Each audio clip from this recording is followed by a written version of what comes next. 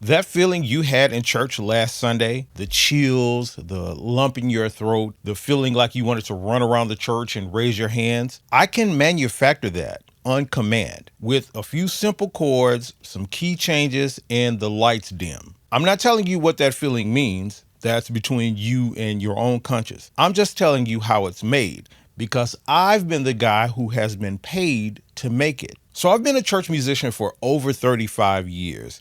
I've sat at the piano, the organ, the drums, the bass, guitar, and all of these things. And I've been on executive boards at large churches, smaller churches, all of that.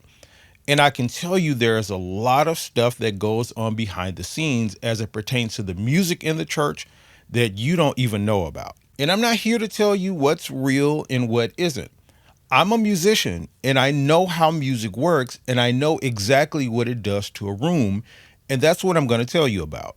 I once had a pastor pull me aside before the church service and tell me, hey, when I do the altar call, make sure you keep that pad going and build it and don't stop it until people start coming down to the altar. So I did. I held the pad down and I built it when the energy started dropping and I modulated and all of those things. And people started coming down to the altar weeping. And the part that struck me was that it actually worked just like he said it would every time. And that's when I started paying attention to the mechanics. Because if you can reproduce the same results like that every single time, it's not a mystery, it's a method. So I'm going to pull back the curtain on 4 techniques used to engineer that worship moment and that I've used for decades in church. I'm going to show you the craft and exactly why it works on the human brain. And what you conclude from that is 100% up to you. I'm not going to tell you what to believe. I'm just going to show you the machine. Now, I want to be clear. I'm not saying these tools are good or bad. I'm only telling you what the tools actually do because most people in that room have no idea they're being used. And the first technique is what I call the pad that never stops. And it's kind of what I just spoke to, but it's that low, ambient, swelling pad sound that's under the preacher while he speaks and teaches or while the prayer is happening or during the altar call. And it never stops. It's what we musicians call a pad or an underscore. And it's a tool that movie composers have used for centuries in movies to keep audiences in suspense. And the psychology behind this is that continuous low ambient pad prevents the emotional reset that can happen during silence. See, as long as the tone is sustained, the room can stay in a highly suggestible emotional state. It's the same reason that horror movies never really tend to let the music fully stop before a scare happens, because the silence would reset your nervous system. I've held that pad under a preacher for 25, 30, 40 minutes.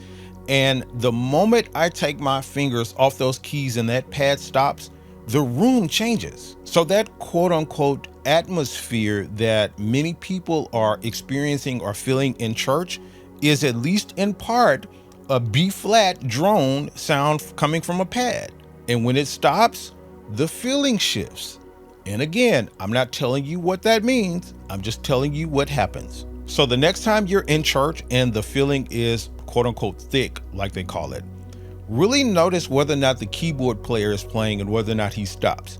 And then you decide what that feeling is for yourself. Now, the second tool is what I call the key change. And it's something you've heard 100 times before. When you need to lift a room, modulate up a half step or a whole step. The final chorus modulates, the band swells, and the energy spikes. Every musician knows this move. It's the most reliable tool in the toolkit. And what's happening here is that a rising key change psychologically activates the listener. It's a documented response. The same modulation that lifts a stadium during the final chorus of a pop song is the same thing that lifts a sanctuary. The brain doesn't really know the difference between a worship bridge and a Whitney Houston song. It responds to the interval, the modulation, not really the lyrics all the time. I can make a full congregation of people cry on cue.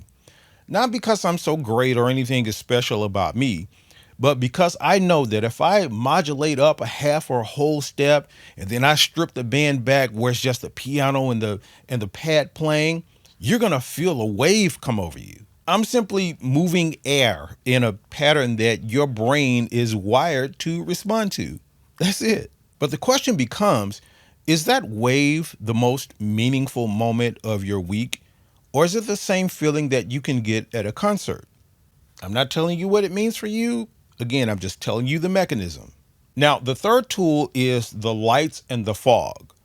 So the lights are low and there's haze in the air. And the only thing that's lit is the stage. That's not decoration.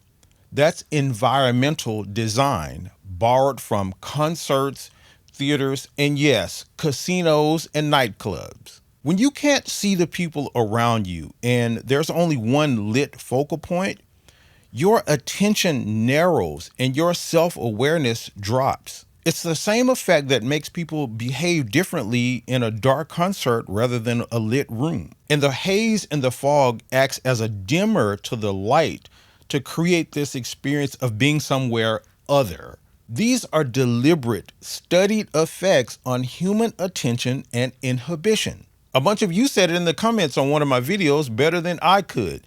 Somebody called it a Christian Disney World. And another person said that the stage lights has replaced the anointing in church. And I'll stay neutral on that one. But I can confirm that the technology and the mechanics of that is the same as a theme park. It's the same gear, same purpose, and it shapes how you feel. And here's the thing. People connected deeply in worship for thousands of years with the lights on and no fog. So clearly the production isn't required for the experience, but what it adds and why, I'll leave that up to you to decide. And the fourth tool is one that you've heard 1,000 times as well, and it's the Vamp that you sing and repeat 17, 18 times. It's one line, 8 words, sang over and over and over 15, 20 times. We musicians refer to this as a vamp or a tag.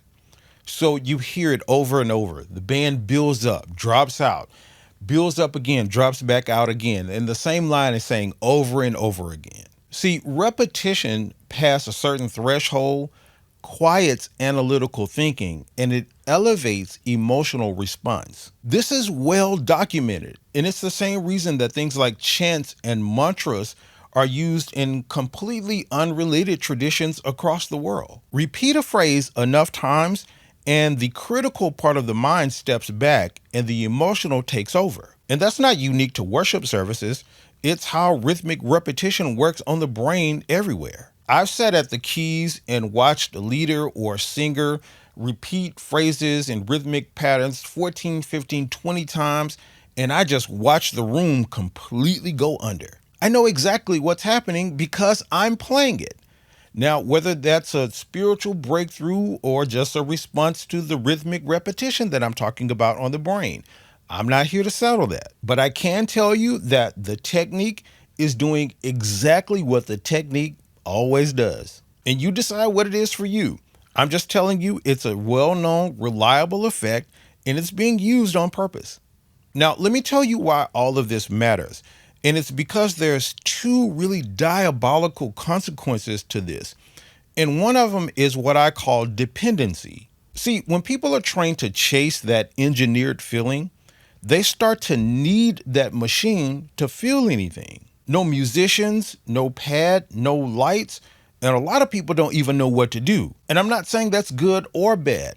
I'm saying that it's really worth noticing that we've built congregations that may not be able to function properly without the production. And the second diabolical consequence to this is what nobody talks about, and it's what it does to us musicians. And here's what it does to us.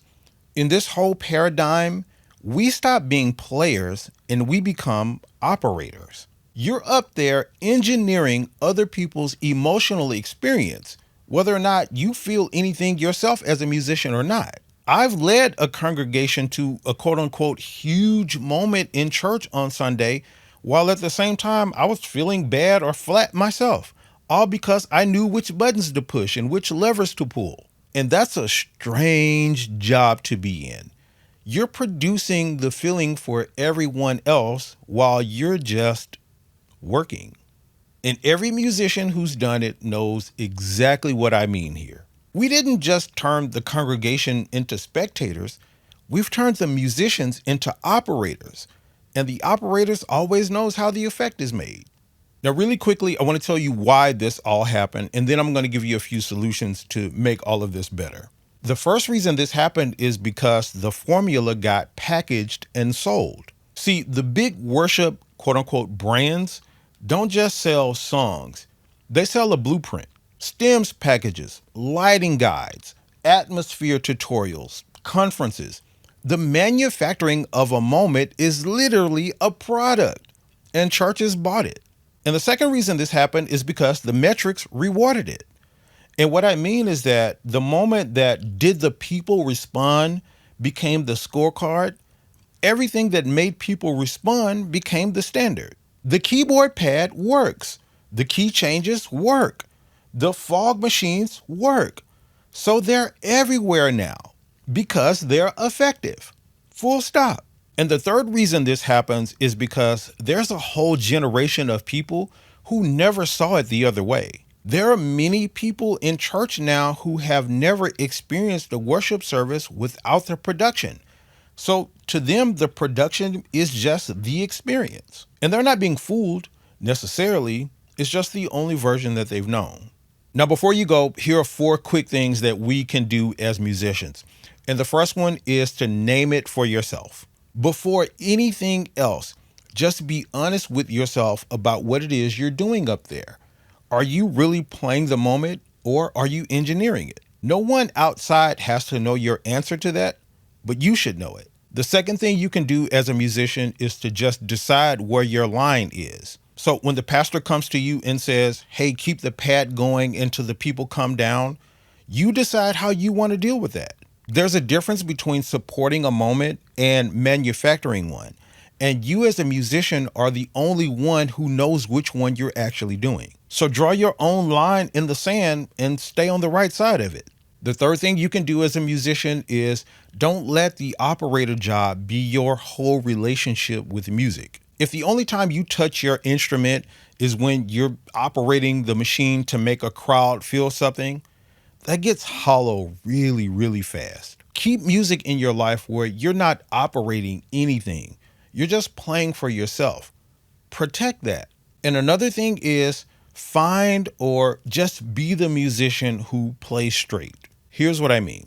There are churches and other places out there where the music is actually supporting and serving the room instead of working it. And often they're smaller and they're less flashy. But the musicians in those rooms get to be just musicians again. And if you can't find one of those rooms, you simply get to be the person who plays as a musician, who plays straight in whatever room he's in now, instead of reaching for the tricks. Here's the bigger picture in all of this, and I'll say this as plainly as I can. We have gotten so good at manufacturing and creating moments that people can't really tell the difference between the manufactured moment and whatever the real moment is actually supposed to be. It's not a knock on anybody. It's just kind of where we've landed. I'm just a guy who has known how to operate this machine now for over 35 years. And I figured someone who knows how to operate the machine should be the one to tell you how it actually works, and then get out of the way and let you decide what it means. I'll see you in the next video.